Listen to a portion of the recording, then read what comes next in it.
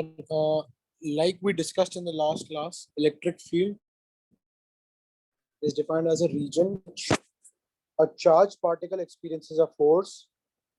Okay. Now, electric field was divided into two areas. One was uniform electric field, one was non-uniform electric field. Uniform electric field, the field lines are parallel and equidistant apart. Whereas in a non-uniform electric field, the charged particle will experience, sorry, whereas in a uniform field, the charged particle will experience the same force throughout, irrespective of the position. However, in the non-uniform electric field, the field lines are neither parallel nor equidistant apart, and therefore the force experienced will be dependent on its position. The field lines must always be at right angles from the point where they originate as well as the point where they end. A charged particle must always travel in the direction of the tangent with the field line. For a positive charge, its direction of travel is always with the field, and for a negative charge, the direction of travel is always against the field, right? For positive field lines, we talked about it that field lines will always move from the positive towards the negative. Similarly, if you check these out, right? So they're always moving from the positive towards the negative. Concept of electric field.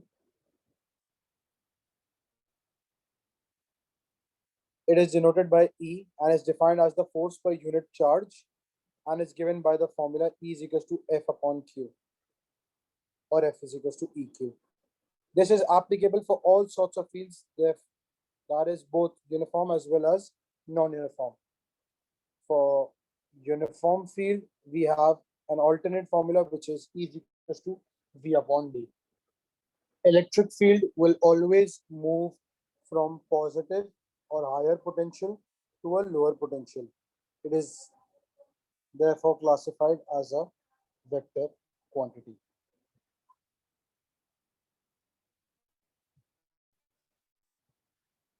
These data all this data is provided to you in the data booklet. Let's say I have an electron which is at rest and moves through a potential difference of 400.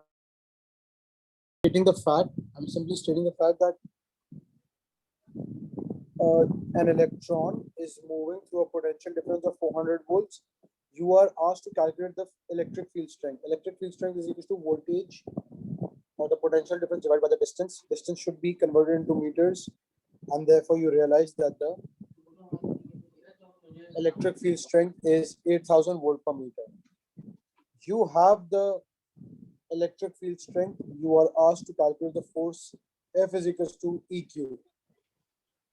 You know for a fact that the charge of electron is provided to you. E is here, and therefore you can work off the force. Once you have the force, they will ask you for the work done on the electron. Now you know for a fact that work is equals to force into displacement, right? So you add the force, you add the displacement, you simply multiply. A better option or a better working would be to use the formula voltage is equals to work done upon charge. Voltage is 400 volts, charge is provided to you. Work done could be then worked out from here and would be the same value as in here. Now that you have the work done, they ask you for the final speed. They ask you for the final speed with which the electron reaches plate B. You need to understand that you are provided with the initial velocity u, which is 0. You need to calculate the final velocity, right? You have the displacement. Don't you think you can use v squared is equals to u squared plus 2as? The acceleration can be worked out. Before you move on, please check that F is equals to ma. You have the force, you have the mass of an electron, and you can work out the acceleration value. Then you can equate that into v squared is equals to u squared plus 2as, and you'll get the value of the final velocity. An alternate working or more convenient working would have been to use the formula voltage is equals to work done upon charge. Work done could be equated to half mv squared, that is kinetic energy, and simply voltage multiplied by charge divided by the mass would provide you with this value. This, by the way, is a very important formula. You simply insert the values in the formula and you get the final velocity answer. You need to understand that in this formula, there is no distance value. And this is the reason why the velocity depends on the charge, mass, and the voltage value. It is independent of the distance, and therefore the since there is no distance in the formula, so there is no change in the velocity. But I am provided with 4 particles. One is calcium 2 plus, one is sodium, one is helium, one is an electron. All 4 charged particles accelerate in the same electric field. Which one will have the greatest velocity? Now you need to understand that this formula can help you out with a question like this. Calcium is 2 plus, will have a charge of 2 plus. You need to understand that from that formula, voltage is directly proportional to the under root of charge to mass ratio.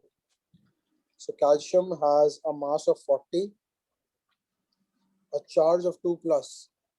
This would give you some certain value. Similarly for sodium, charge to mass 1 upon 23, helium 2 upon 4. Electron has a charge of 1. However, it has a mass of 1 upon 1840. This is a quantity you know from O levels. And you will realize that the electron has the greatest velocity. Moving forward, they ask you for the maximum momentum. Momentum is mass into velocity. Now check it off. You have the velocity as 2qv upon m multiplied by mass. Please understand that if I square the mass, it would go inside the under root, and from here this cancels off. So momentum is equals to 2qvm. Again, for all of these 4 particles, I am checking off their momentum. Momentum is directly proportional to the product of charge and mass. You will realize that calcium has the greatest momentum, thereby giving an indication that an object which may have the greatest velocity might not have the greatest momentum, because momentum is dependent on mass and velocity both. Since velocity is directly proportional to the time, your velocity time graph should be a straight line. The next part, they ask you find the velocity midway between A and B. Now I'm using v squared is equal to u squared plus 2as. Midway between the plate was 5 centimeter. Midway between the plate would mean that it is 2.5 centimeter.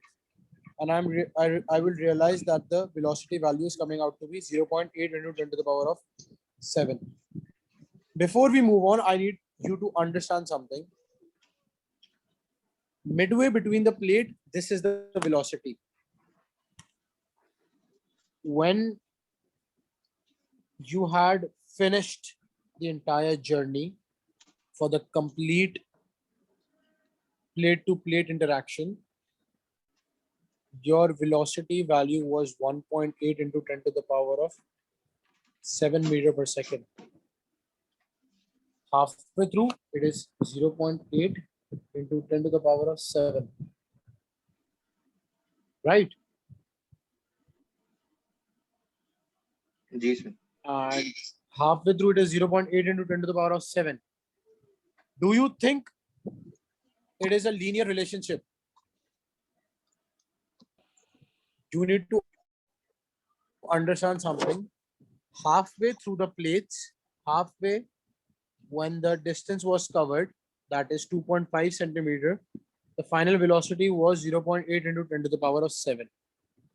Technically speaking, when the electron had completed the entire journey, that is for 5 centimeter, its velocity, which was at the midpoint, should have been doubled, right? Because it is traveling double the distance, and should have been 1.6 into 10 to the power of 7. However, if you notice, that is not the case. The final velocity is 1.18 into 10 to the power of 7 meter per second, meaning to say it has slowed down a bit. And therefore, if you were asked to sketch a graph of electron varying with distance, it's slowed down. Right? Please understand this graph would have also been plotted by using the equation v squared is equals to u squared plus 2as. U squared was 0, right? So your v squared is directly proportional to s. This is a graph of y squared against x. And that graph, if you have math, you can work off is this value, or is of this shape, you could say.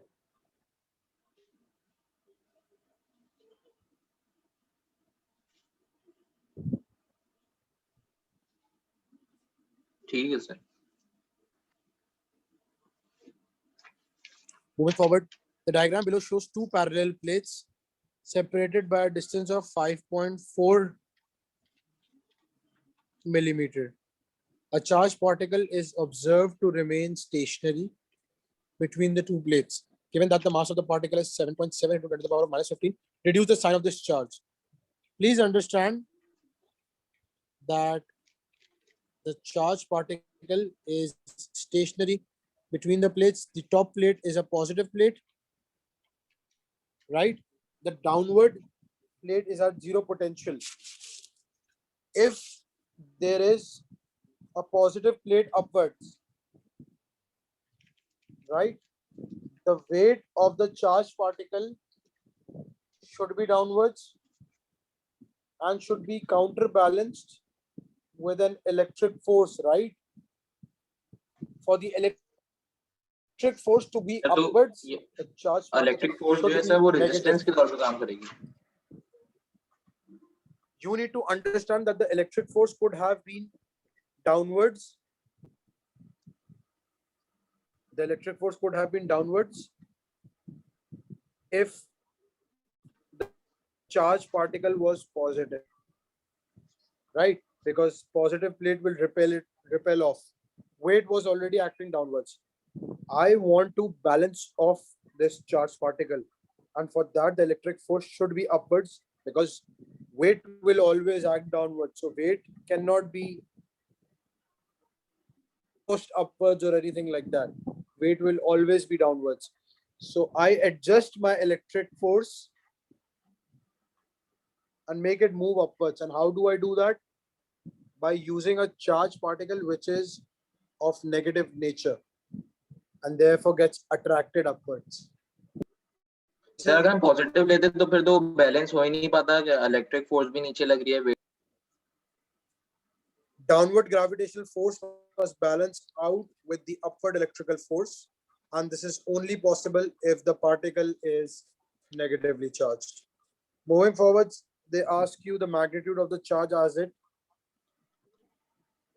acts downwards. Please understand that the weight was equal to the electric force, right? Weight is equals to mass into gravity, whereas electric force F is equals to EQ. Since it's between two plates, meaning to say there is a uniform electric field, the electric field strength can be broken down into V upon D.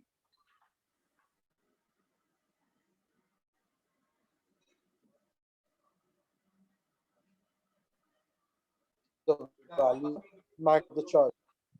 You substitute each value You substitute the values and you will get a value of 4.8 into 10 to the power of minus 19 coulombs.